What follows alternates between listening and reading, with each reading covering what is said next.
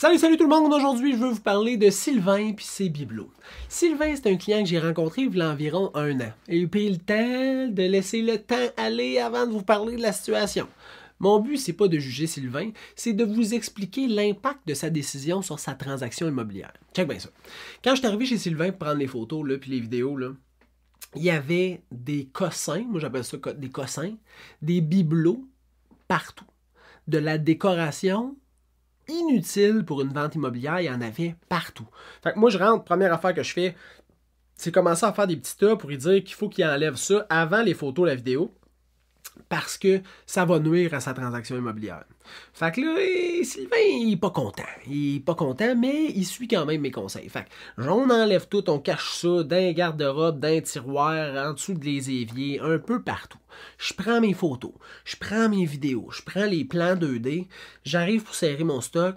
Sylvain, il est déjà en train de remettre tous ses bibelots. Mais là, je dis, tu sais, idéalement, tu les remets pas, tu sais. Sylvain, il fait sa tête. Il remet ses bibelots. Puis c'est correct, sans jugement. Mais il y a un impact à ça. Puis là, c'est important de bien le comprendre. C'était... Colin, j'ai eu de la misère à dire ça. Le comprendre. Le home staging, là, ça sert à mettre en valeur la propriété qu'on vend. Parce qu'on ne vend pas les meubles, on ne vend pas la déco, on vend la propriété.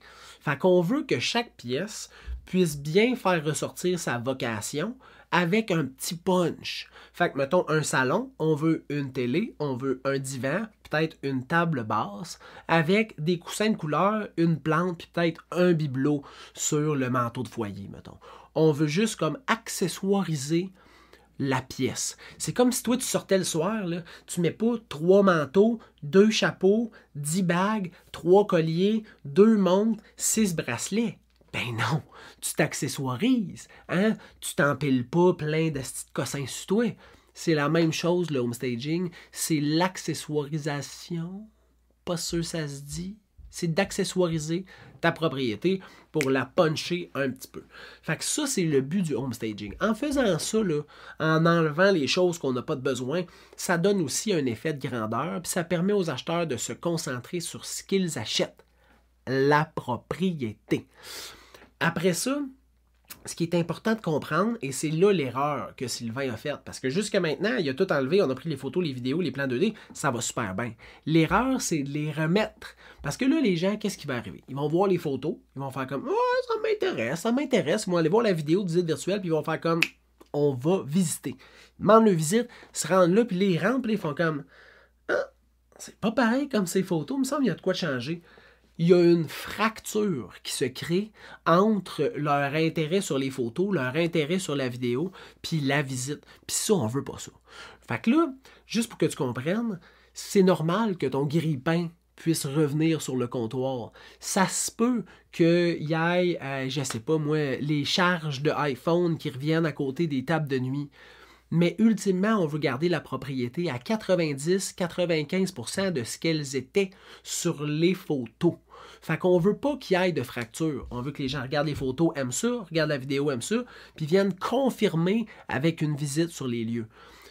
Ce que ça crée aussi, là, c'est un sentiment de similarité, de connaissance, quelque chose de déjà vu, auquel ils ont confiance, parce que ça vient confirmer quelque chose qu'ils ont ressenti. Puis ce sentiment-là, là, je sais que c'est weird, là, mais c'est ça qui fait que ça se peut qu'il n'y ait pas de coup de cœur, mais c'est vraiment ça qu'ils venaient visiter, puis ils n'ont pas de surprise. Nous, depuis qu'on fait ça, premièrement, on n'a plus le « c'est plus petit que je pensais ». Fait que depuis qu'on fait photo, vidéo, plan 2D, puis que les gens viennent visiter, j'ai plus le commentaire « c'est plus petit que je pensais ». J'ai jamais vu quelqu'un acheter pour faire comme « mais sans pogner, c'est plus petit, pense pas m'avoir assez d'espace, mais hey, sais-tu quoi, on fait un offre ».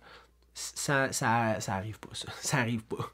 Fait que si les gens préparent leur propriété pour les photos, on fait la vidéo, puis après ça, les gens viennent visiter, puis c'est la même chose, ou très, très, très similaire. Il n'y a pas de fracture.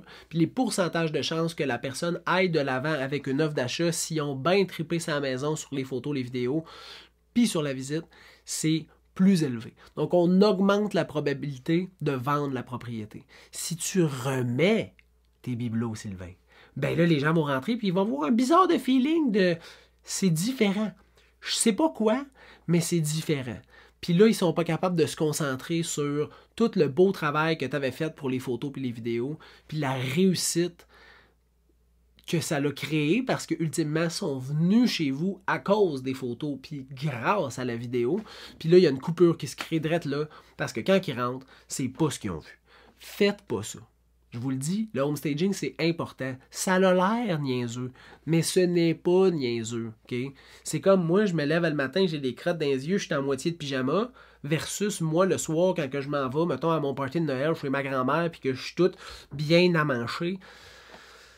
On me prend une photo le matin, puis on me prend une photo le soir. Je suis plus beau le soir. Et je suis plus invitant le soir. En même temps, peut-être pas, c'est à vous de juger, mais je suis mieux préparé.